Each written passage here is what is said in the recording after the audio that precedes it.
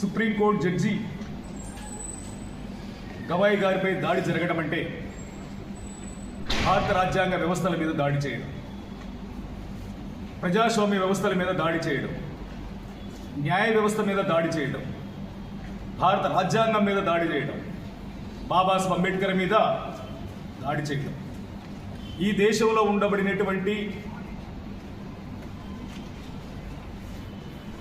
కోట్లాది మంది మాదిగలకు, ఈ దేశంలో ఉండబడినటువంటి 140 కోట్ల మంది భారతీయులకు రక్షణ కవచంగా ఉండబడినటువంటి సుప్రీంకోర్టు న్యాయ వ్యవస్థలో ప్రధాన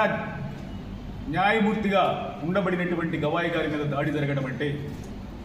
భారతదేశ వ్యవస్థ మీద, భారతదేశ మూలాల మీద జరిగిన దాడి. కానీ ఈ దాడిని ఖండించే దగ్గర దేశంలో ఉండబడినటువంటి ప్రధాన రాజకీయ పార్టీలన్నీ ముందు వరుసలో ఉన్నా దాడి చేసినటువంటి సనాతన మనువాదైనటువంటి రాకేష్ కిషోర్పై చర్యలు తీసుకో